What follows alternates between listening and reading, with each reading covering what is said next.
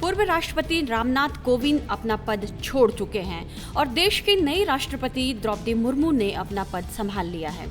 लेकिन ऐसा क्या हुआ कि रामनाथ कोविंद पद छोड़ने के बाद से एकदम चर्चा में आ गए और विपक्षी दल उन पर लगातार हमलावर है। हमने भी इसे समझने की कोशिश की तो मुख्य तौर पर कुछ वजह समझ में आई हैं। वीडियो में हम आगे बढ़ें उससे पहले आपको बताते हैं कि विपक्ष ने किस तरह कोविंद की आलोचना की और सियासी दल उन पर हमलावर क्यों है। पीडीपी की प्रमुख और जम्मू कश्मीर की पूर्व मुख्यमंत्री महबूबा मुफ्ती ने पूर्व राष्ट्रपति रामनाथ कोविंद पर सवाल उठाते हुए ट्वीट किया और लिखा, निवर्तमान राष्ट्रपति ऐसी विरासत छोड़ गए हैं जहां संविधान को अनेक बार कुचला गया, चाहे वह अनुच्छेद 370 हो, नागरिकता कानून हो, अल्पसंख्यकों की बात हो या दलितों को निशाना बनाने की। वहीं समाजवादी पार्टी के मुखिया अखिलेश यादव ने कहा, राष्ट्रपति जो अब रिटायर हो रहे हैं उनके रहते उनके समाज और तबके के लोगों में बहुत कुछ नहीं बदला। लोगों को इस बात का गर्व हो सकता है कि उनके समाज का राष्ट्रपति मिला, ये गर्व और खुशी की बात है, लेकिन सवाल ये है कि क्या राष्ट्रपति बनने से उनके समाज का कुछ उत्थान हुआ है? राष्ट्रपति रिटायर हो रहे हैं, अच्छा है। अब समझिए कि विपक्ष किस बात के लिए कोविंद को निशाने पर ले रहा था। इसकी पहली वजह महबूबा मुफ्ती के ट्वीट से साफ समझ में आती है। 5 अगस्त 2019 को केंद्र सरकार के प्रस्ताव पर राष्ट्रपति रामनाथ कोविंद ने एक बड़ा फैसला किया। उन्होंने जम्मू कश्मीर से आर्टिकल 370 और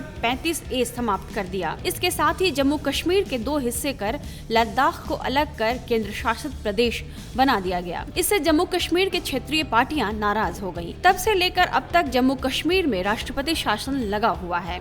अब परिसीमन के बाद विधानसभा चुनाव होने की संभावना है। इसकी दूसरी बड़ी वजह CAA यानी सिटीजनशिप अमेंडमेंट एक्ट को माना जा रहा है। 9 दिसंबर 2019 को गृह मंत्री अमित शाह ने लोकसभा में और उसके बाद राज्यसभा में नागरिकता संशोधन विधेयक पेश किया। विधेयक पास होने के एक दिन बाद ही 12 दिसंबर को राष्ट्रपति रामनाथ कोविंद ने इसे मंजूरी दे दी। तब जाकर नागरिकता कानून बन गया।